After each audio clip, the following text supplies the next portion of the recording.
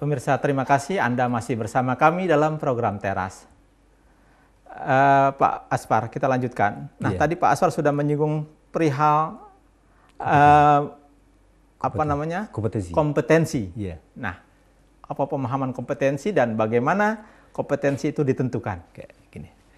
Jadi, seorang guru harus memiliki kompetensi. Sesuai dengan Undang-Undang Nomor 14 Tahun 2005 tentang guru dan dosen, juga dilanjutkan dengan Undang-Undang Nomor 19 Tahun 2005 juga. Di situ dijelaskan nanti ada 4 bentuk kompetensi seorang guru. Pertama, kompetensi pedagogik. Kedua, kompetensi kepribadian. Yang ketiga, kompetensi keprofesionalan. Keempat, kompetensi sosial. Ini kompetensi ini harus dibenahi dan harus diterapkan dan harus dipahami oleh seorang guru. Itu dia. Kalau ini bagus, biasanya produk yang dihasilkan itu akan bagus. Sebab goalnya adalah masalah mutu pendidikan. Kalau seorang guru bagus dan memiliki kompetensi yang bagus, itu dia. Pengaruh langsungnya kepada siswa atau murid bagaimana? Nah, gini, seorang guru yang memiliki kompetensi pedagogik misalnya, dia seorang guru itu berarti bisa mempersiapkan materi bahan ajar yang lebih bagus. Itu dia. Membuat bahan ajar, membuat media pembelajarannya. Seorang guru yang tidak memiliki kompetensi pedagogik, saya kiranya biasanya tidak akan tercapai begitu. Makanya kompetensi ini harus kita benahi, misalnya kompetensi pedagogik, strategi pembelajaran, model pembelajaran, disitulah dia harus dimiliki oleh seorang guru. Contoh, menghadapi anak yang bermasalah. Ini tidak bisa dengan cara kasar dan cara yang lebih yang brutal ya. Dia harus lebih bagus ini dia. Contoh kita. Ada seorang guru A, ada seorang guru B. Mungkin para pemirsa atau mungkin Bapak Ibu yang juga berprofesi sebagai guru menghadapi teman. Ada seorang temannya guru, si A tidak bisa menghadapi kelas ini. Apa katanya? Nakal sekali anak itu. Anak itu bodoh-bodoh katanya. Guru B enggak. Karena katanya, bagi dia yang bagus guru itu. Tidak ada yang nakal, tidak ada yang baik sama dia. Mungkin kiat dia mengajarnya lebih bagus. Itu dia. Makanya seorang guru harus mempersiapkan. Jadi tidak ada sebenarnya anak yang nakal. Tidak ada yang bodoh. Yang adalah anak yang kurang memahami dari konsep pembelajaran yang diberikan. Itu dia. Kalau ada anak yang nakal, itulah tugas guru membina kepribadian anak. Itu dia. Jadi minimal Pak Andi ada 5 tugas guru ini. Pertama mengajar. Mengajar telah mentransfer ilmu dari tidak tahu menjadi tahu. Yang kedua mendidik. Ini ya tugas guru yang paling utama. Jadi para pemirsa di rumah ya, mungkin yang sebagai seorang guru juga.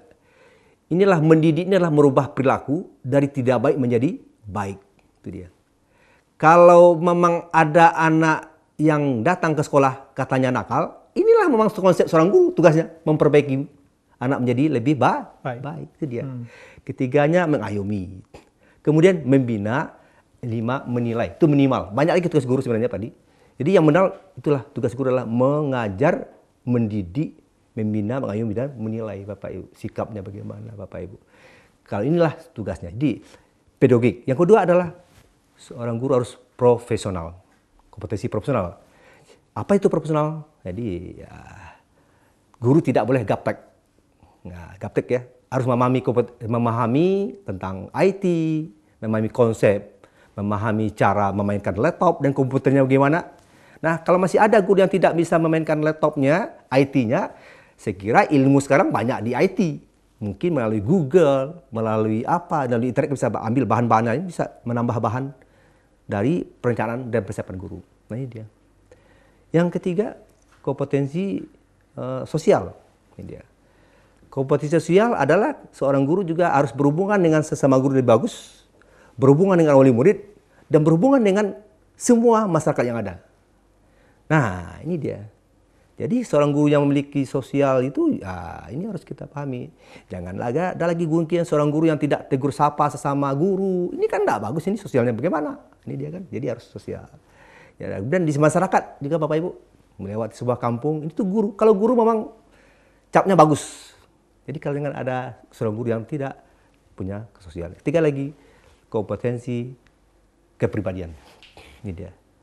Kepribadian adalah seorang guru itu harus gugu dan ditiru. Gimana konsepnya seorang guru yang tidak bisa ditiru? Inilah harus kita pahami. Nah, makanya kalau mau menjadikan konsep pendidikan Indonesia lebih bagus, seluruh guru harus memahami kompetensi dan menerapkan kompetensi. Mungkin baru-baru ini Mendikbud Anies Baswedan ya mengungkapkan dari sebuah pemberitaan di media, saya baca itu akhir 2014 saya baca itu. Katanya banyak guru yang tidak lulus UKG, uji kompetensi guru. Hanya berkisar di atas 40%. Bayangkan itu.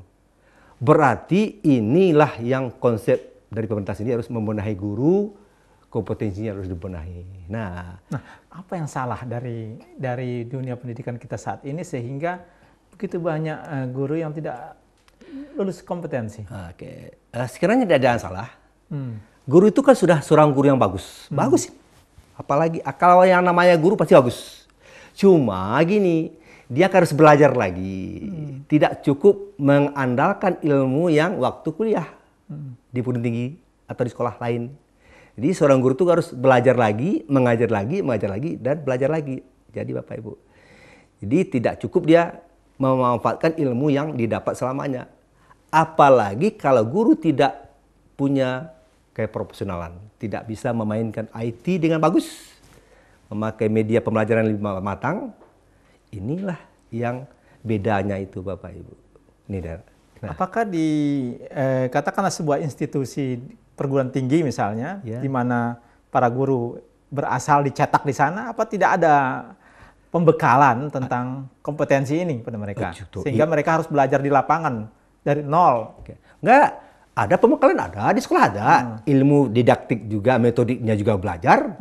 Kemudian strategi model pelajaran juga diajarkan. Semuanya ada. Cuma setelah dari guru itu harus belajar lagi, mendalami lagi ilmunya. Ini jadi ada satu gaya Pandi yang lagi mungkin gini. Seorang guru itu kalau masa lalu, Pak Andi, bisa satu malam dipandai di murid bisa. Seorang guru itu bisa hanya satu malam tahu dari murid bisa. Tapi hari ini nggak bisa lagi, Pak Andi. Kenapa? Murid sudah tahu 10 malam dari guru. Wah, ini konsep. Kenapa itu terjadi? Sebab kalau guru sudah hanya, kenapa guru tahu semalam dari murid? Karena buku guru tidak ada dari murid. Itu masa lalu. Kalau sekarang buku guru itu dan buku murid sama. Malah buku murid lebih banyak lagi dari gurunya. Gimana kalau seorang gurunya tidak mempersiapkan diri dengan baik? Nah, jadi memang ini konsep. Jadi tidak ada lagi istilah guru tahu semalam dari murid. Yang ada adalah seorang guru harus profesional dan lebih paham dari apa yang didapatnya di lapangan. Nah, ini. Makanya harus belajar lagi, ngajar lagi, belajar lagi, ngajar lagi, Bapak Ibu. Oke, baik. Pak Asfar, satu lagi nih. Tadi Pak Asfar sudah menyinggung bahwa ada kompetensi pedagogi. Bahwa pedagogi itu ada salah satu unsurnya adalah tugas seorang guru adalah mendidik. Nah, nampaknya tugas itulah yang hampir terlupakan. Nah, barangkali Pak Asfar nanti bisa menjawab di segmen berikutnya. Ya pemirsa, kita jeda lebih dulu. Teras akan kembali pada segmen berikut.